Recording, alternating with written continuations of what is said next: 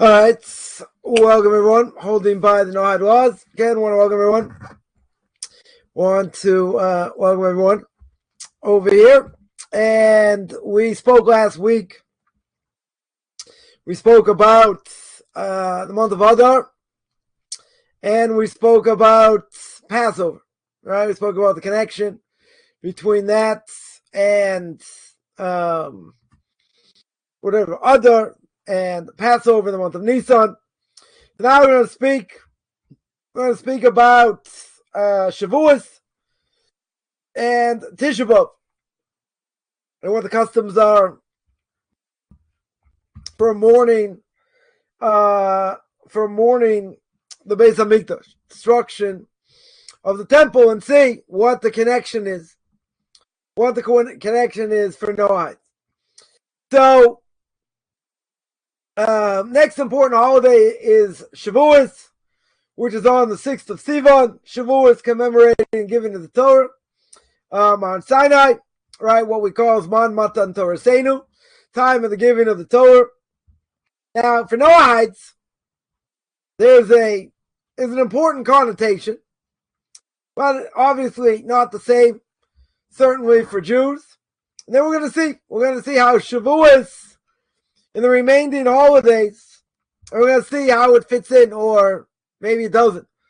All right, we'll see exactly what the connection is between Shavuos and the other holidays from a Noahide perspective.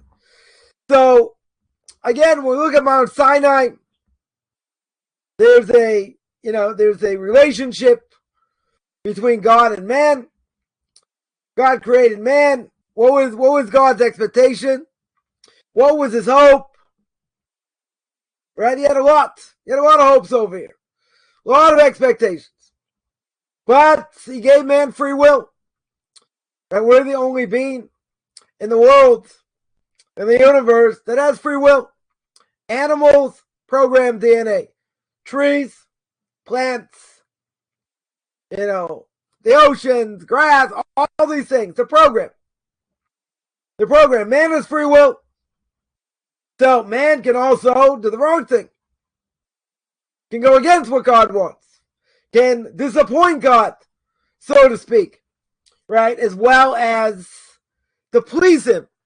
Now, if we look, the Torah says, how can God be displeased over here? How can God not be happy? Created man. He knows what man goes through.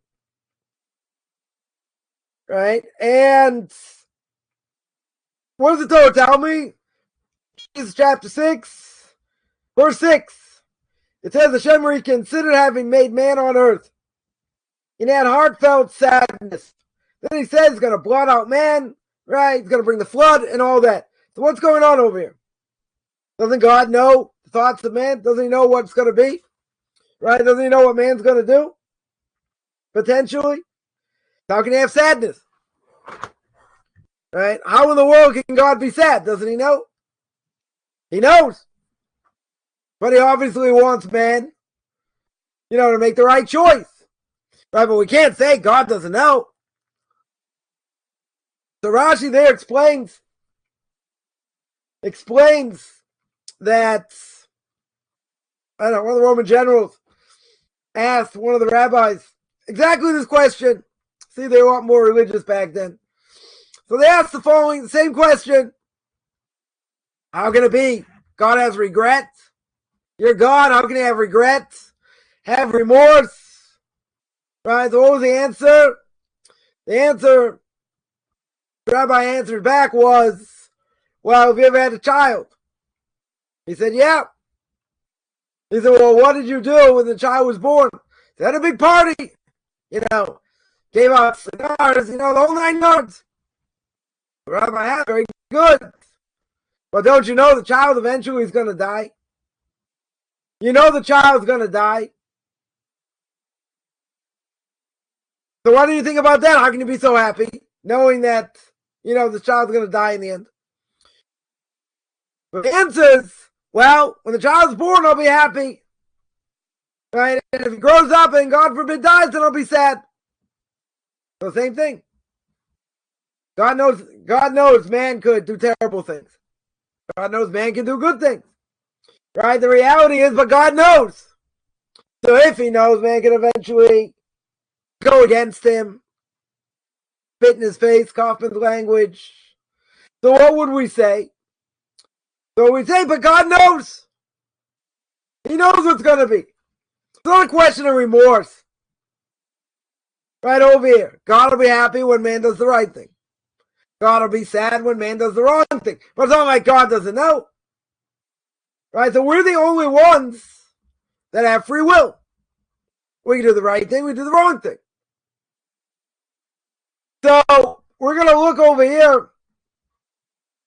Right? As we said, man has the ability to disappoint God. Man has the ability to do the right thing, to go in the right way. So therefore, this relationship between God and man always in flux. Right? It's never just staying in one place.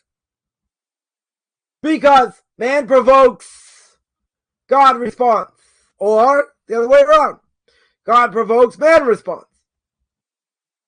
So, to the beginning of creation, we have this evolving relationship. So, year one, God creates man. Remember, God doesn't create Jews, created man. Because we're a religion for all mankind. Just like we mentioned by Rosh HaShanah. Right? What do we say in Rosh HaShanah? Yom Haratz Olam. This is the day God created what? The world. Created man. God created Jews. So God creates man in the Noahide laws, either all or in parts, given to Adam, given to Adam and Eve. And that's first covenant. First covenant that's made. Comes the year 1536. What did man do? Forgot or ignored the original covenant. The world is totally corrupted. People are going according to their own desires. They care less about God. And Noah began to create the ark. Right? To construct the ark. Rashi says, Genesis chapter 5, verse 29. Then you got 1657. Noah and his family, how long are they in the ark for? A full solar year. I.e., a lunar year plus 11 days. Right, as the Medrash says. So, Noah, his family, everyone with him, go out of the ark. The 27th, 28th of Cheshvan. And the first days of Kislev. Right, Noah and his sons name the constellations. Right, they name the constellations in the sky, as the Rambam says. In the laws of VIII-Adar Torah, chapter 3, Mishnah to Halacha 7. He also gave offerings from clean animals. Now, interesting enough, how did he know how to give offerings? How did he know which offerings to give? The Rashi there says, must be Noah learned Torah. Oh, what did he learn? Right? Not allowed to learn Torah, right? We spoke about that. They're only allowed to learn what they're supposed to know. You know, maybe not as in depth and whatever. We spoke about that. Right? So what do we see over here? Noah learned Torah. He gave offerings from the clean animals. How did he know they were clean animals? Animals to be sacrificed? Because he knew. Because he learned. So God was appeased. And what did God say? I'll never destroy the world again. Right? That's what God says. Right? I'm never going to destroy the world again. So, he gets appeased over here. He designated, we saw before. My picture going on here. Okay, I have to. Yes. Rainbow. What was the purpose of the rainbow? Purpose of the rainbow. Sign of the covenant. Also commanded, or maybe modified according to some, to the 7 universal laws. Commandment against eating meat from a limb of a live animal. Right, the Rambam Chapter 9, Halacha 1. First of the 6 Noahide laws given to Adam. Remaining one given to Noah after the floods. Right? Others say all 7 given to Adam. And then modified in the time of Noah. Either way, they're all given over. And Noah and his descendants granted all living things as food. So they can eat anything. Right? Not a problem. Not a problem for non-Jews. Right? The question comes up, we're going to see. What about kashrus? You know, should Noahide keep kosher? Well, eating things doesn't affect them like it affects the Jew. One of the commentaries says, Book of Leviticus chapter 10 talks about kosher and non-kosher animals. Right? It says a non-Jew is, since you see they eat all kinds of things, you know, whatever it is, doesn't affect them in a negative way. You know, maybe except for maybe the bats in Wuhan, but okay. Doesn't affect it, you know, in a negative way. So therefore, for a non-Jew, why would they keep kosher? Why should they keep kosher? Doesn't affect them the way it does a Jew. Even though science never proven we are what we eat. Right? One of the reasons Jews do not eat, Jews keep kosher. Jews keep kosher, Jews keep kosher in general. What's the reason? Because it can have an effect. It can have a negative effect on the soul. It can make the soul apathetic. But you see, by non-Jews, not the case. Right? So one of the commentaries says, if that's true, then why would a non-Jew do something that doesn't affect them? Right? It has no connection to them. Right? So we don't, there are many reasons, potential reasons why we keep kosher. Right? Why these animals are kosher and we don't eat other things. Right? But the bottom line is that even if science hasn't proven it, many things science hasn't proven. That means it's not true. One thing we see clear as day. This whole COVID thing came. We're not going to speak about it, but just mention one thing. This whole COVID thing came, and people didn't know what to do. Science out to lunch. Bottom line, one little microbe shut down the entire world.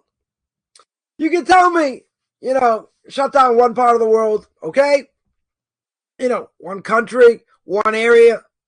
But the fact it spread and shut down everything, it boggles the mind. One little microbe, right? One thing you see out of this, science doesn't have all the answers. Modern medicine, they look pretty silly. They look pretty silly over here. And God knocking on the door saying, yeah, I'm in charge. I can put the world on its knees with one microbe. 1996, a few hundred years, world's fallen back into idolatry, except for a few righteous individuals. Had it not been for them, we wouldn't have no idols. Would have totally been forgotten. And the people got dispersed. The language is mixed as a result of the Tower of Babel. Right, the Medrash tells us.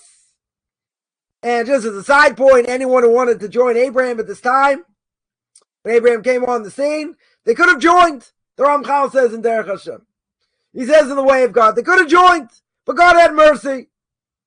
God allowed them to join even right before Mount Sinai. But now the fact you had Mount Sinai too late, all the nations had an opportunity. Right? It says the Gemara in Avodah Zarah 2b to 3a. Medrash says the same thing. God goes to all the nations, asks them if they want if they want the Torah. Each one rejects it.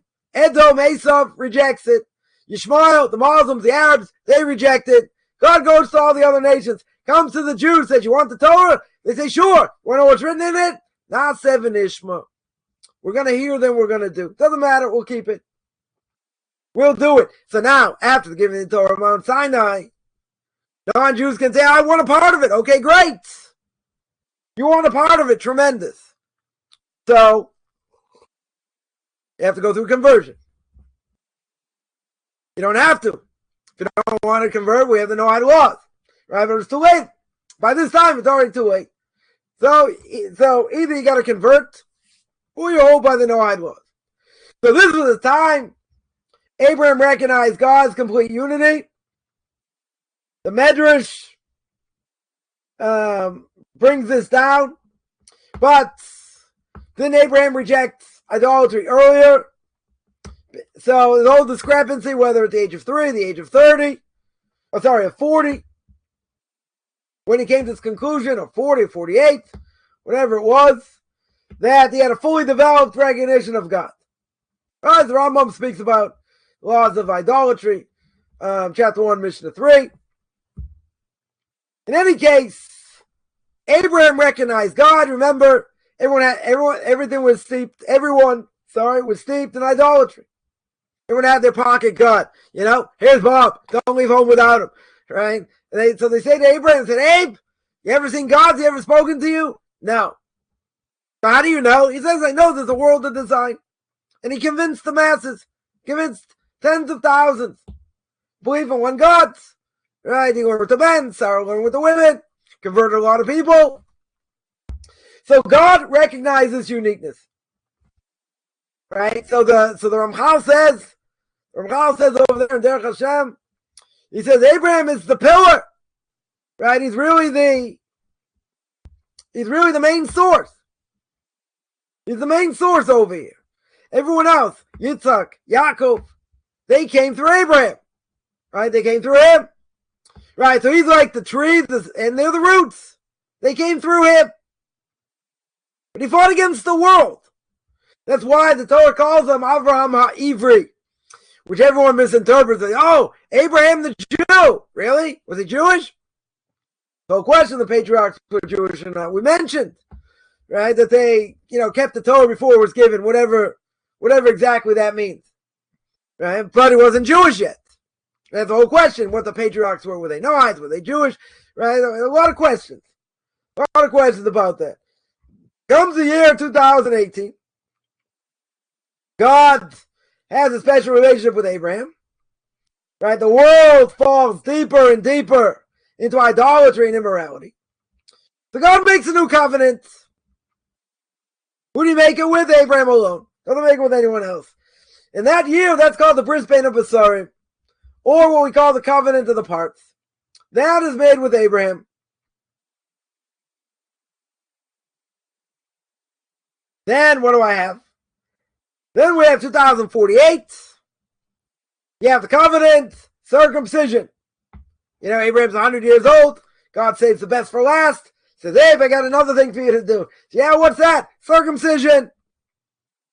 2084. Abraham and Isaac. Some say Isaac was 36, 37. Right? 36 to 37. As the Medrash tells us. And they had a trial. What was the trial? The famous Akedah, binding of Isaac. Which again shows us more of a special relationship established with God. 2185, Jacob has a dream of the ladder. God continues his covenant with Jacob. 2238, Jacob's family goes in Egypt. And what is Egypt famous for? Idolatry, magic, necromancy, everything goes against Torah. Everything that God gave to Abraham, Isaac, and Jacob. Total antithesis. So in this capital city of spiritual impurity, they were there 210 years. They were enslaved. They were oppressed. And that Abraham is told his ancestors are going to go into exile, all right, for 400 years. But the count began with Isaac, not with the actual descent in Egypt. So we see God took them out in 210 years. Why take them out early? Because had they reached the 50th level, last level 30, they would have reached that level, we wouldn't be having this conversation. Judaism would never survive. All right? Whatever is this level of impurity, you hit that level, you're gone. Spiritually, you're not coming back. Right? So, so what do we see? God had to take them out against their will. He told early, otherwise it would appear spiritually. So, the descendants of Jacob, known as children of Israel, still while they are in Egypt, didn't change their clothing, their language, or Rosh Chodesh, right? They stayed steadfast to the belief of God, monotheistic belief, even though they're living in a, sin city, so to speak. One of the worst places. Hard to imagine, why God would send them in a place to almost obliterate them spiritually, right? Not only that, only 20% come out, which means that 7-8 million people didn't come out of Egypt. Also boggles the mind. Nonetheless, they come out. They come out for what purpose? To accept the Torah of Mount Sinai. The year 2448, God takes them out from Egypt. He redeems them, takes them to Mount Sinai. That's the eternal covenant. That's with the entire people, 600,000 men between the ages of 20 and 60, not including women and children. Talking about 2 to 3 million people. Right? So that being the case, no other so-called religion, we mentioned, any religion goes against the prophecy of Moshe Rabbeinu. Absolutely forbidden. Right? It's called Chidushei Das. Right? 100% forbidden. And no other so-called religion ever made such a claim. That God revealed himself in front of so many people. JC does his miracles in front of how many? A handful. Muhammad, how many did he do his miracle in front of? A few? We talk about, the Book of Mormon. That was found in a cave. 200 years. Right? I had these Mormons. Biggest group of Mormons outside of Salt Lake City in Utah it happens to be in Santiago, Chile. So I had these 2 Mormons come to my house, trying to convince me of all kinds of things. Finally, I asked them, a bunch of questions they couldn't answer. And what does a missionary do when they can't answer a question? They ask you another question. After the third question, I said, listen, I need some answers. I'm kind of thick in the head. You got to give me some answers. Right? So then they threw out what they thought was going to be the knockout blow. But don't you know, there was this Book of Mormon, and John Smith finds in the cave, 200 years. What do you think about that? I said, you ever read Exodus chapter 19? So what do you mean? God spoke to 600,000 men, not including women and children, about 3 million people. I said, imagine the fire, the brimstone, 3 million people. I said, that beats your John Smith in 200 years in a cave, right? I was like, checkmate.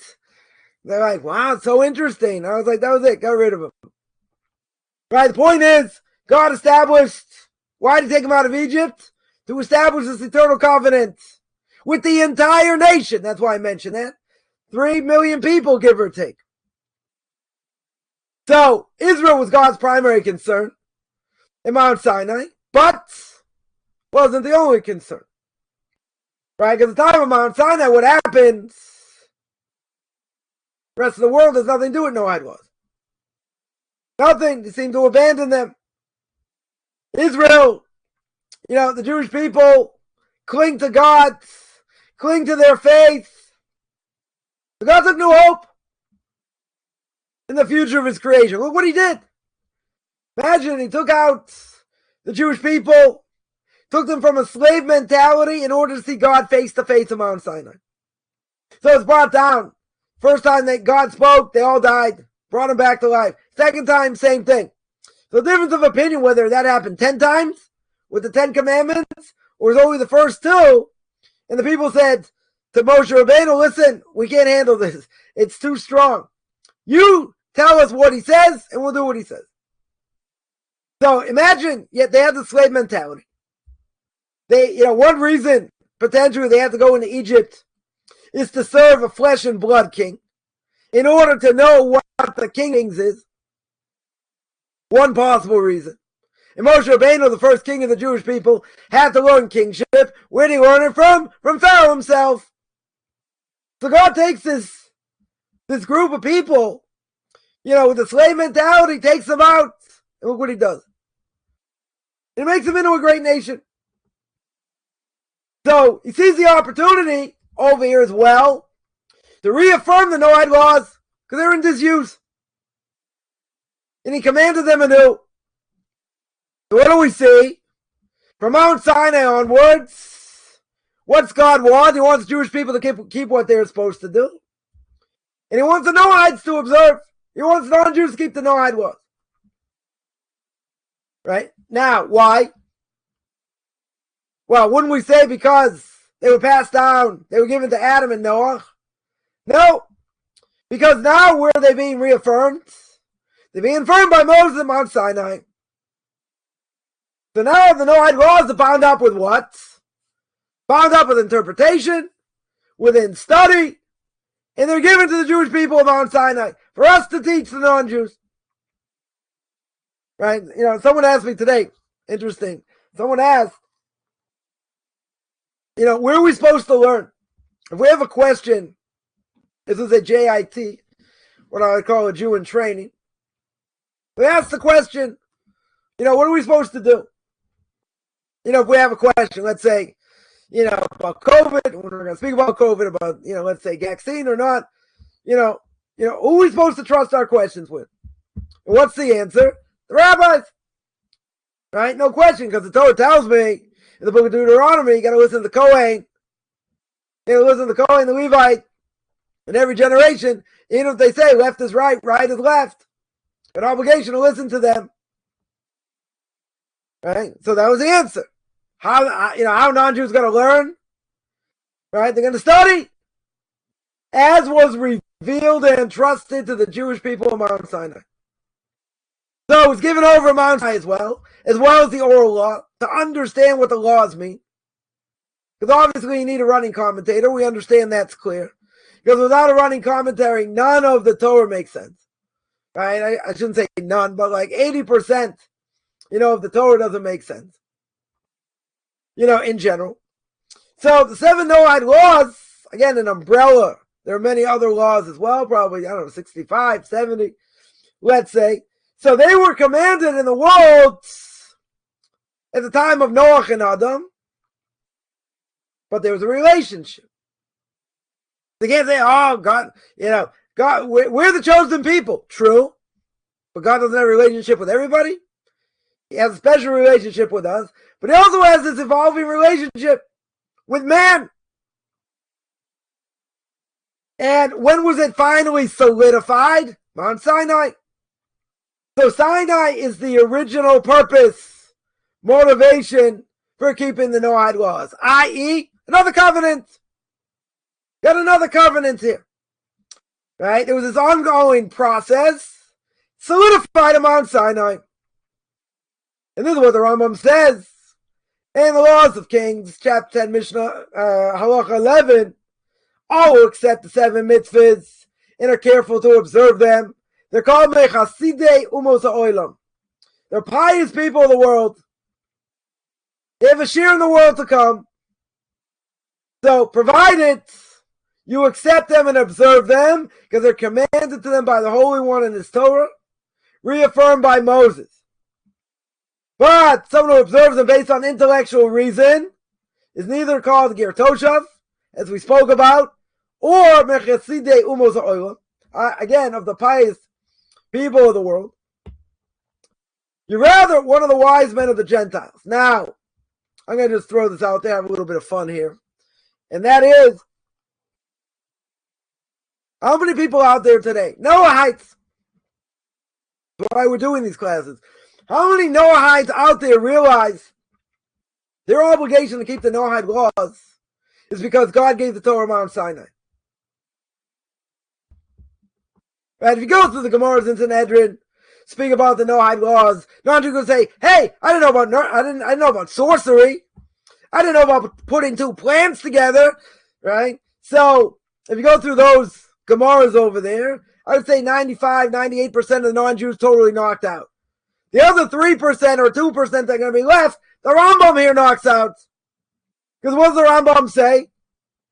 The Rambam says they have to keep the Noahide laws. You know why? Because God gave it to Moshe. And he passed it down. But if they fine, they'll get credit Coffman's language, they'll get a C- at best, maybe a D+. I don't know. It depends how angry God is over here. Right? I give you all an F for this. Right? Just kill everybody. Why? Because not enough. You say, wow, didn't God give it to Adam? And Adam passed it down? Yeah. But why do we keep it? Why do they keep the Noahide laws? Because it's based on this covenant. It's based on the covenant of Mount Sinai. But if you don't hold that, I guarantee the people out there have no clue whatsoever that they have an obligation to keep the Noahide laws because God said so when he passed it down to Moshe at Mount Sinai. But even if they figured it out themselves, they didn't say, well, God passed it down and these are universal, and I would have known it anyway, even if it wasn't passed down. They're not called the righteous of the pious people, right? Not called the righteous over here of the world. They're only called the wise ones. Why? Because they're going to say, I figured it out myself. Figured it out from my own intellect. Right? So, there are different versions over here. It says one who observes them based on intellectual means alone, either called the Ger Toshav, or one of the pious of the world, and is not of the wise ones of the Gentiles. There's another version. Right? We said over here, according to the Rambam, they are the wise ones of the Gentile. The other version says not that way. Now, what would we say? Right? So whoever wrote it down probably made a mistake. Right? Careless mistake. They made a mistake in a single letter. And that can change everything. Right? And it would make sense either they keep it for, in an intellectual way. And they figured it out intellectually. Who says they're not going to get credit over here? They're not the same. Right? Certainly not the same. They believe that Moshe gave it over. Right? Certainly not. But even so. Right? Even so. Most Noahites today, guaranteed. I'll put all the money I don't have, plus raise all together. And I would guarantee you ask most Noahites, what's the obligation to keep the Noahide laws? They're not going to mention this Rambam. They're not going to mention this Rambam. It is because God gave the Torah at Mount Sinai. Crucial, says the Rambam. Right? But if they figure it out on their own, they keep it because of their own intellect, okay, they still get credit. Not the same. Maybe I'll give you a B-, be generous. Right? Not the same. Comes on the holiday of Shavuos. Shavuos is what is the anniversary of what of giving of the Torah.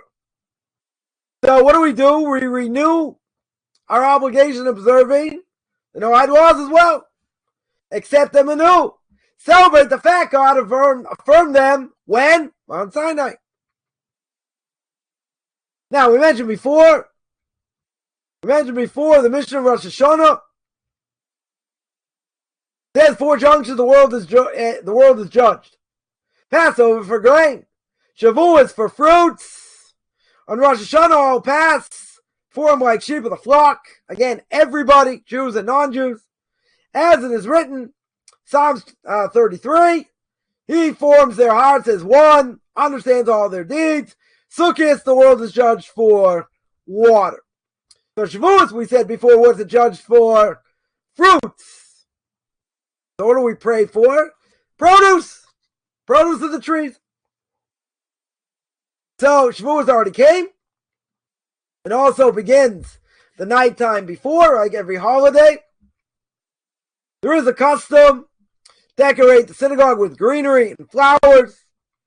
Commemoration of the revelation of Mount Sinai, because it says there's a mountain full of greenery. There's a medrash.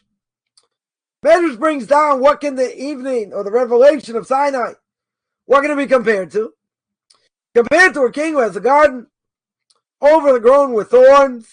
What does the king do? Brings in gardeners, cuts down the entire garden. Then the king sees a single rose. Sees a single rose blooming. And he says, for the sake of this rose, I'm going to save the garden. Let the entire garden be saved. God declares in the merit of Torah, the whole world shall be saved. Because at the beginning, Right? Go to Genesis chapter 1, verse 1. In the beginning of creating, God created the heaven and the earth. All right, so the whole question, how to interpret that first verse, right, a little bit hard because it says Bereshis bara Elokim, Eis hashamayim ve'eis haaretz. Bereshis bara, says a similar thing, right? What's the root of Bereshis? Bara, he created. So it can't be he created and he created. Or you tell me that's not the root of the word. You take out the base, and I get Rashis. What's Rashis? The first. It could mean the first crops. That the Torah is created for the sake of Meiser, of giving the first fruits. Or it could be for Challah. It could be for the sake of what? The Jewish people accept the Torah. Right? Because the Torah says, when it counts the days, it says this happened the first day, second day, third day. Right? Fourth day, fifth day. Then it says, Yom HaShishi, the sixth day. What do you mean the sixth day? What's the sixth day? What does it represent? Rashi says, sixth day is sixth day of Sivan. What's sixth day of Sivan? Shavuos. The Rashi says, God waited, and thought, okay, who's going to accept the Torah? Jewish people are going to accept the Torah. So therefore, God created the world for the sake of the Torah.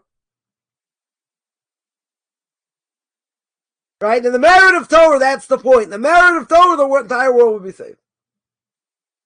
God gives the Torah Mount Sinai. Renewed hope. Renewed hope in the world. So here we see what? Noahide laws given again. Recommanded in Mount Sinai.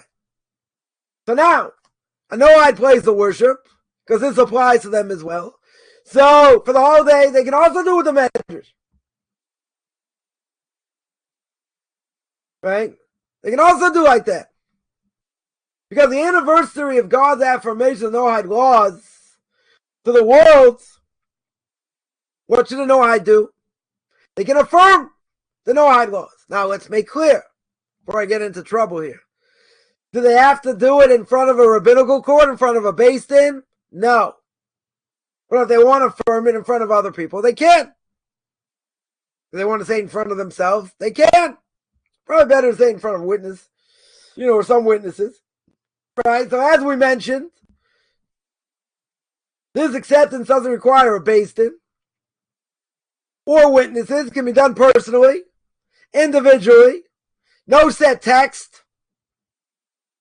So, says the Rambam, it's a matter entirely dependent upon the heart. Whatever your heart tells you to say.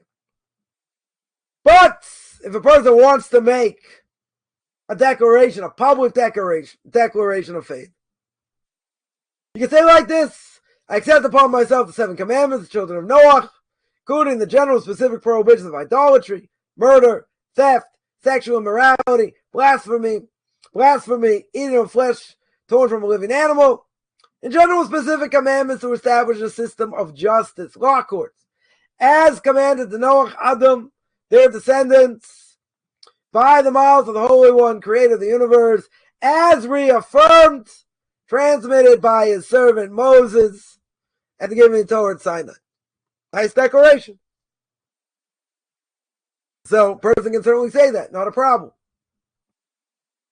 You can say it to yourself. Doesn't have to be the whole big thing. Say it in front of others. Probably good though. You say it in front of other people like as witnesses. Now, prayers, should express the desire of the entire world, acknowledging the revelation of Mount Sinai, where Noahides came and accepted. Also, judgments, favorable judgment, produce of trees. So we have the custom, Jews have the custom to stay up awake all night on Shavuos in anticipation of the arrival of daybreak. Right? Not such a, certainly, in the summer when it comes out, or before the summer, right? It's still late. So not that long, so let's say, you get home to eat your meal, 8:45, by the time you start, 9 o'clock, whatever, by the time you finish, let's say it's 10, 10:30, 11, right? You go to learn, what time it's, you can put on your towels, let's say at, 4:45, it's not that long. Now, in South America, it's totally different. South America was winter, coming into winter. Right? To get to synagogue 8 o'clock. One time it's sun up like 6. So you're there like all night.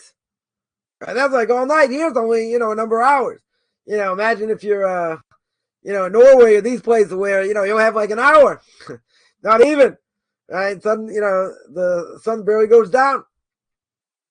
Any case, there's a custom stay up all night for Jews on Shavuos. And a number of reasons.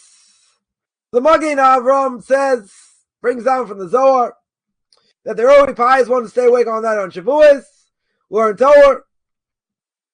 Now our custom is for the most learned people to do so, but a lot of people do. Because it's based on the fact the Israelites slept all night long. God had to wake them up. Thunder, lightning, God woke them up. Wanted to give them the Torah, as it says in the Medrash. And therefore, we must repair this. Right? In other words, what happened? Jewish people were asleep. God's giving the Torah. God's about to give the Torah. God had to wake us up. Right? So why do we stay up all night? In order to fix that. God's not going to have to wake us up. We'll stay up all night. There's another reason. The Zohar says, Rabbi Shimon used to sit and learn Torah at night when the bride joined with her spouse. As it's taught, members of the bride's entourage obligated to stay with her throughout the night before a wedding, where their spouse, what should they do? They rejoice with her. Those perfections by which she is made perfect. So what should they do? They learn Torah, they learn the prophets, they learn writings, homilies on the verses, secrets of wisdom, because those are her adornments. She enters with a bridesmaid, stands above those who study. She is readied by them, rejoiced in them all night. And on the next day, she enters the canopy with them. And they are entourage. She enters the canopy. Holy One, blessed be He, asks about them, blesses them, crowns them with the bride's adornments. Blessed is their destiny. Very interesting, says the Zohar. So what's it compared to? What's the giving of the Torah compared to? A wedding. Is the Holy One to His presence, i.e., what we call the Shekhinah, which refers to what? Rectification over here. Restoration of God's kingship in the world. Shavuos. So it's accompanied by the bridesmaids, i.e. the Jewish people. They learn Torah all night. That's an adornment of the bride. Again, a lot of metaphors here. And there's another description that says, therefore, the pious in ancient times didn't sleep all night. They were studying Torah, saying, let us come receive the holy inheritance for us and our children in both worlds. Right? Tonight, the congregation of Israel is an adornment over them. She comes to unite with the king. Both decorates the heads of those who merit this. Rabbi Shimon said, following when the friends gather with them all night, let us come prepare the jewels for the brides, so that tomorrow she'll be bejeweled, properly ready for the king. So what do we see? That staying up all night is unique to closeness of God and the Jewish people. So what do? We increase Torah study on this day. Prepare spiritually for the morning of Shavuos. To accept the Torah anew. It's kind of hard, Imagine you're up all night, and so you're in synagogue. As you're going through the service, you have to hear the 10 Commandments. Right? You read the book of Ruth, you have 10 Commandments. So, people doze.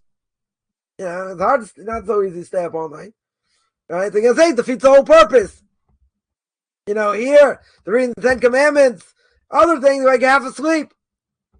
Right? So some say it'd be better to go to sleep, at least take a nap, something, so you'd be at least more awake, more fresh. But this is a custom. What custom a lot of people do. Therefore, it's appropriate for Noahides to gather and study the Noahide laws that pertain to the Noahides, and the giving of Torah until late at night. The morning prayer is held early as well. Now, does that mean they have to say the prayers at sunup? No. They can do it early. They don't have to do it that early. Let's say. Right? So they also have a part over here. So they're renewing that covenant. Right? That covenant of Mount Sinai. So now, last thing over here is you got Tisha B'Av, the 9th of Av. right? Which is coming up in 2 weeks. It's the darkest day on the Hebrew calendar. Many, many tragedies befell the Jewish people throughout history. Both holy temples destroyed, about 500 years apart. But it was a time of mourning long before. While Israel is still in the desert. How do we know? The Torah tells me. The Torah tells me, Numbers chapters 13 and 14. Now the Lord spoke to Moshe, saying, "Send out for yourself men, going to scout the land of Canaan. I'll give to the children of Israel. Send one man for each of his father's tribe. Each one shall be a chieftain in their midst. Moses descended from the desert of Paran by the word of the Lord." And they were men of distinction. They weren't bottom of the barrel. They were top people, spiritual people. God sent them to spy out the land.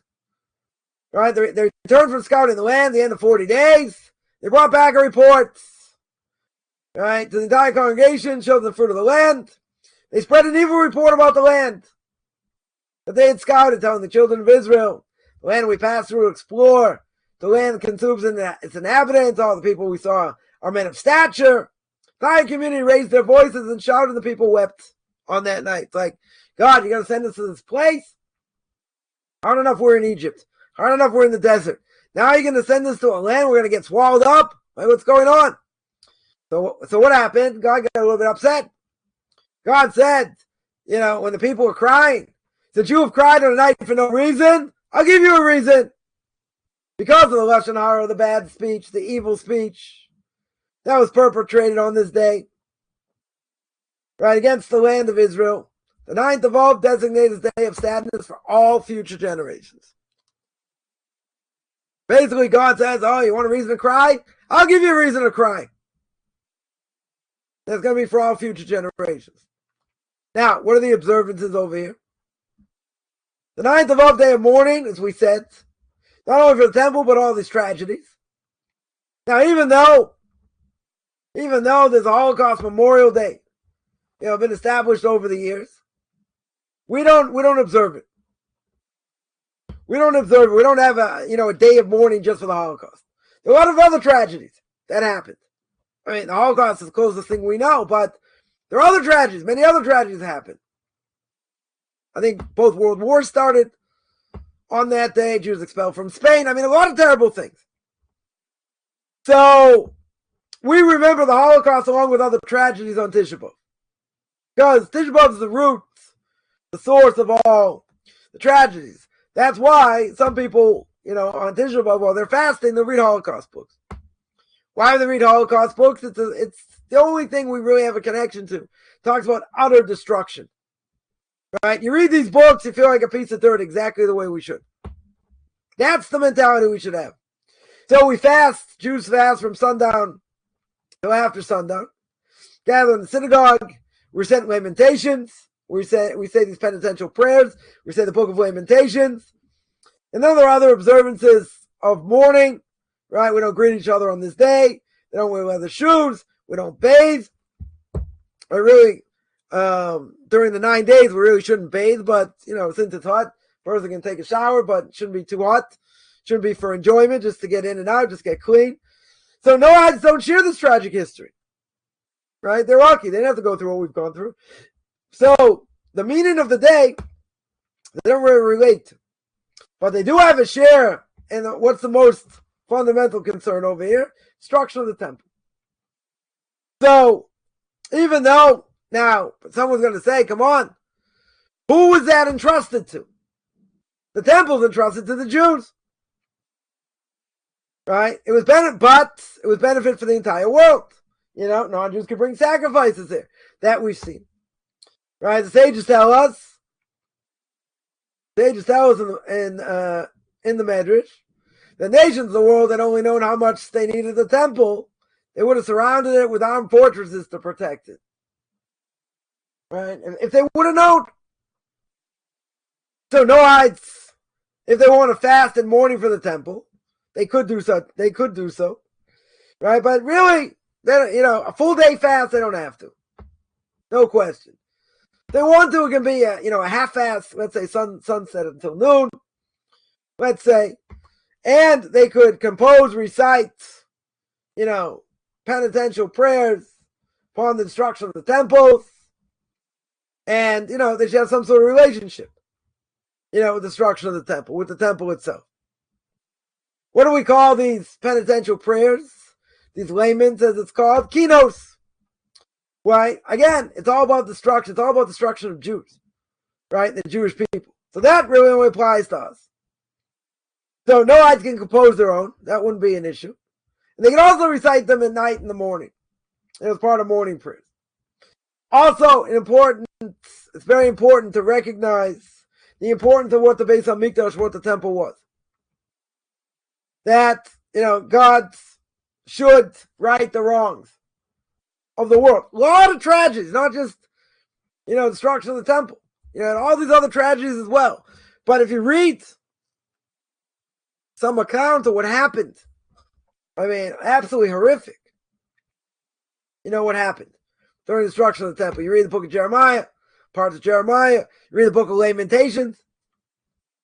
Really, really depressing here.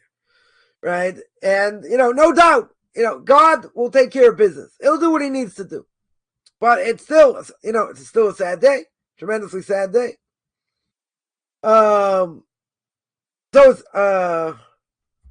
will be, I guess, service for Noahides commemorating Tisha B'Av. And again, the person wanted to fast. Again, it's sundown to sundown. But again, I wouldn't necessarily tell Noahides to fast.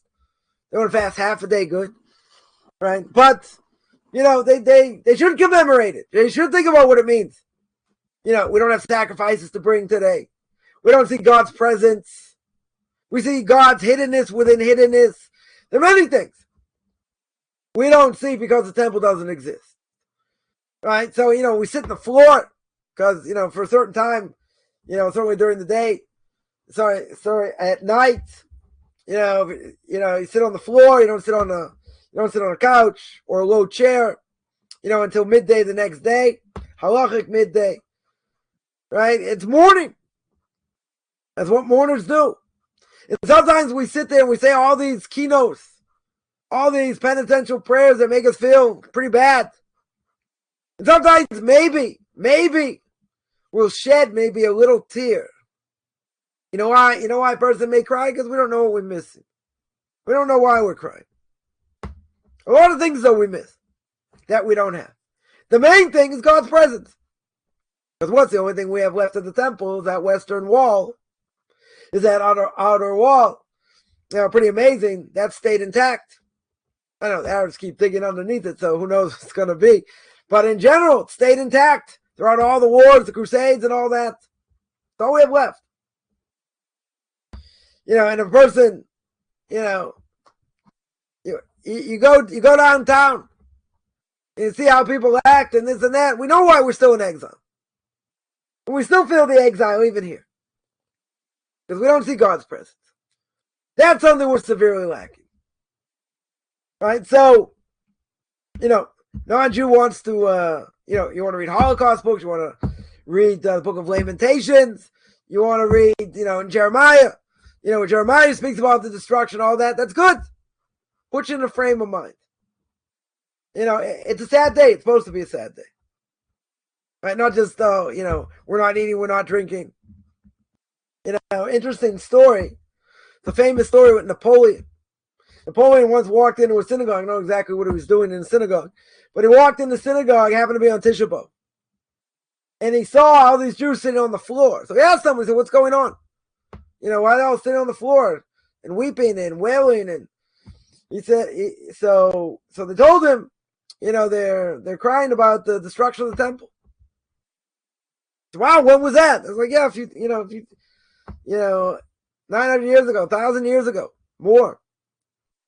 Napoleon says every year, sit on the floor. They sit on the floor, lamenting. They don't have this building. They don't have this temple. Napoleon, this is what Napoleon said. Napoleon said, someone was waiting to have that rebuilt, they'll merit to have it rebuilt. Imagine blessing from Napoleon. Short little midget that he was. Right? He had Napoleon over here saying that. Saying that they should have the merit to rebuild it. Because anyone's going to lament something like that for so many years. It's been gone for 1,000 years, 2,000 years. They'll have the ability to rebuild it. We don't even know what we're missing. Tell Jews in America they're going to come to Israel. Come on. I'm talking religious Jews. What are they missing? They have everything there. Strong Jewish communities getting stronger. You got yeshivas, you got girls' schools, you got kashrus, you got all kinds of things, all the amenities. They feel the pain. I'm not saying, if they have to, they have elderly parents, they have other reasons that are legit to, to stay outside of Israel. Don't worry, I'm not waving my Israeli flag here. Right? But the point is, what are they missing?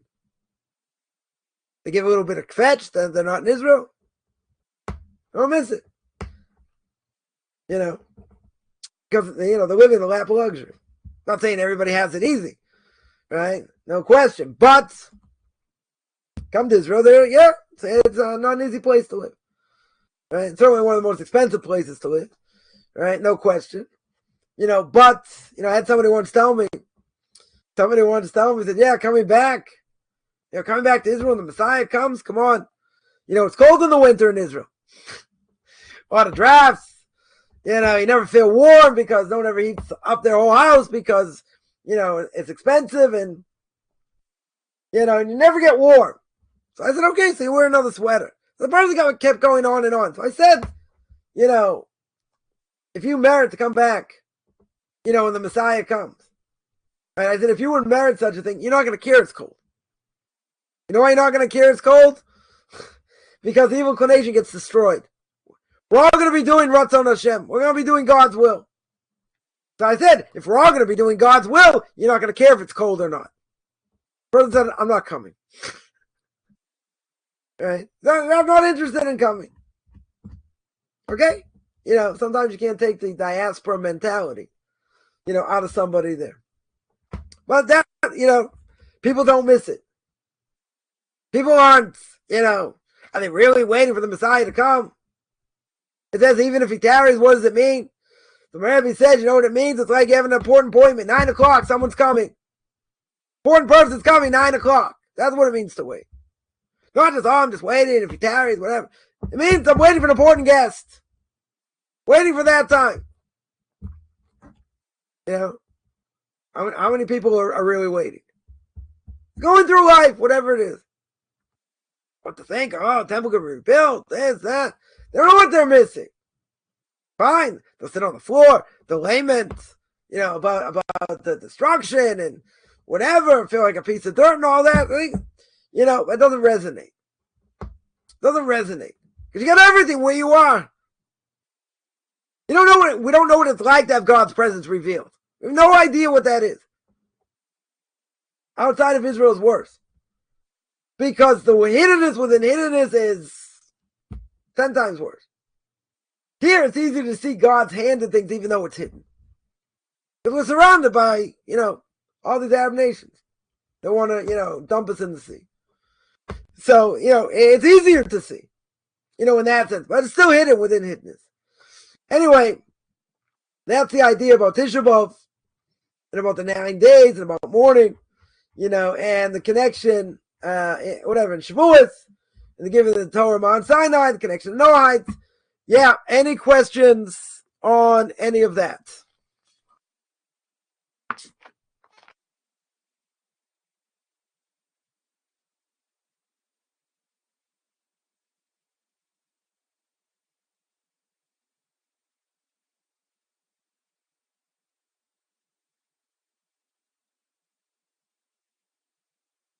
Someone asked, are there Psalms Noahide may read during Tisha B'Av? They're explicitly, it's a good question, specific Psalms? That I have to think. Because the Psalms themselves don't necessarily speak about destruction. It's all about hope. It's all about prayer. I would say, Psalms are good to say anytime. The reality is it's good to say anytime. But, I would say, you read You look at the book of Lamentations. You look at, Jeremiah, I think chapter 37, 38, something like that, and, you get a feel for what the destruction is. I think it's much stronger. Or, if those things don't resonate, get a Holocaust book. That'll resonate. One of the curses, the Torah says in the book of Deuteronomy, not knowing day and night. You see that by the Holocaust for sure. Right? But just the other destruction, men, women, children, starvation, women eating their children, blood going from where, around where I live to the Dead Sea. That's how many people died. Now, it could be that's just an allegory, just to show how many people died. And they weren't killed. They weren't gunned down. Or whatever. Each one hacked to death. Imagine. And blood going, like water.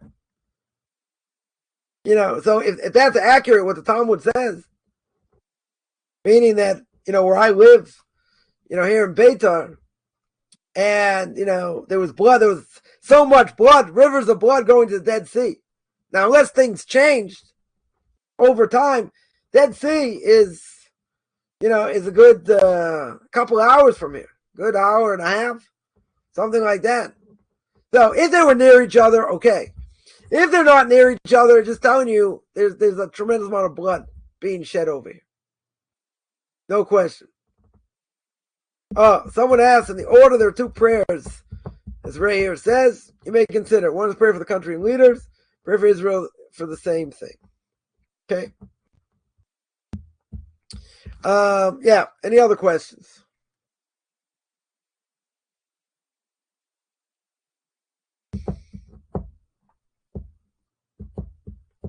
I mean, the Gemara seems to say, how many people killed? Some say it was like 4 million, 40 million, or 400 million. Now, someone could knock that out and say, come on, there weren't that many people in the world. So it could be just telling you a lot of people were killed. It's an exaggeration, but it means a lot of people were killed. A lot of people. So, again, killed means murdered, butchered, sent out to, they had this walk to Babylon. Anyone who couldn't, who stopped, they got hacked to death. That's a good incentive to keep walking, no matter how tired you are. Right? And Germans know better. Certainly not better what they did. Right? That's just something, recent history we can relate to a little bit. Even if we're, even when you go through the Holocaust, whatever, you read these accounts, what people went through, that's probably the closest thing we can feel towards what the Holocaust was.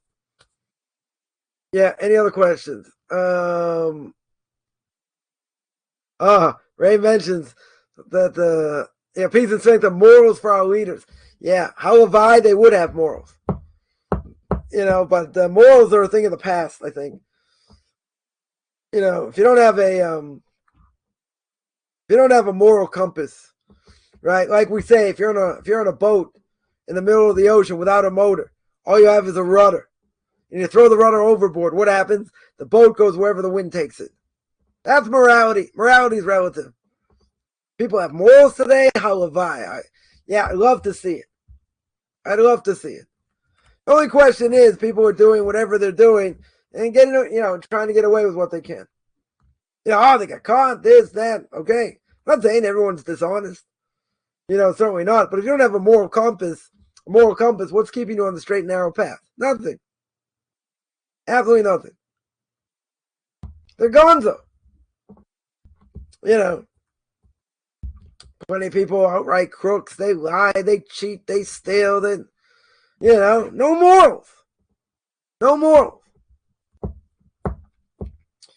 Yeah. Any other questions? You know what they say? I remember they had this commercial for getting people raped. I remember this. They had the, commercial getting people to read more, right? So they said, a mind's a terrible thing to waste. So today everything got quicker. They just say a mind's a terrible thing. It's wasted. Totally wasted. People think today? Come on. I always say the most important question people may ever ask in their lifetime is they put ketchup or mustard on my hot dog. That's where people are holding. They say, hey, what about relish? Oh, relish. I forgot about relish. What about relish? That's where people are holding. I'm not going to say everybody and whatever.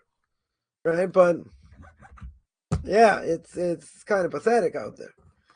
Yeah, any other questions, comments?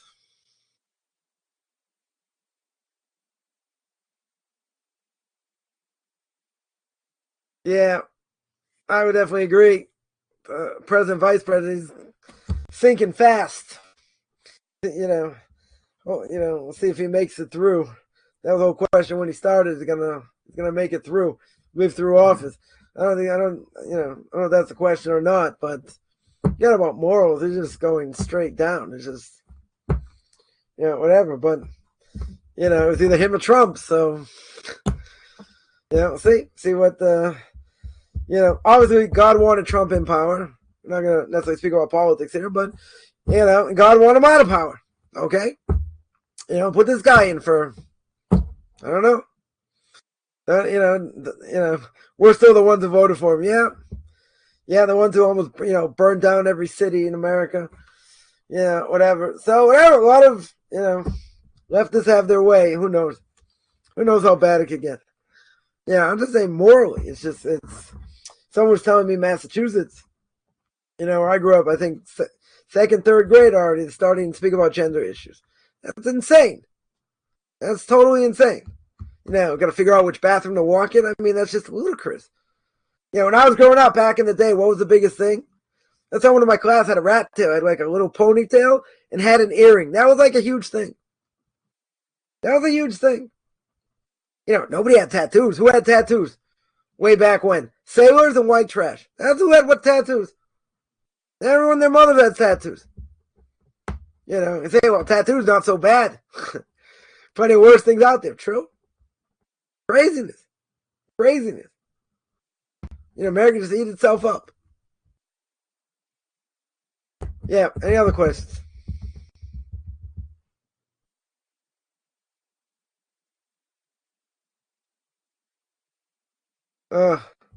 Truth will fail. No, truth comes out. Truth comes out. Question who wants to see it, right? We're in the last days before the Messiah comes.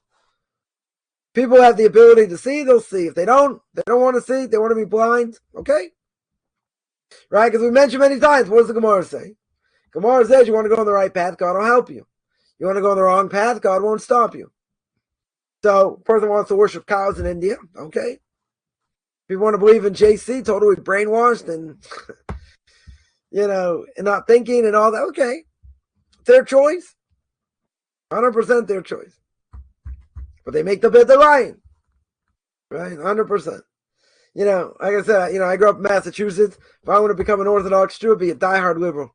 Diehard liberal. Nothing to talk about. But okay, God has his ways, got me out. Thank God for that. As a friend of mine would say, our brains always need a little bit of, washing, squeegeeing, as I would say. Yeah, any other questions, comments? And just think, we got plenty of what to pray for. Not a shortage of things to pray for. Plenty of what to pray for. All right, I'm going to sign out. Anyone has questions, feel free. Shoot me an email. Otherwise, we'll continue next week. 2 weeks, going to be Tisha B'Av. So actually, probably be after the fast. Not sure. I'll give a class then or not. Maybe I will. I don't know. We'll see. Next week for sure. Otherwise, I'm going to sign out. Wish everyone a good middle of the day. Almost the end of the day for me. And everyone have a great rest of the week.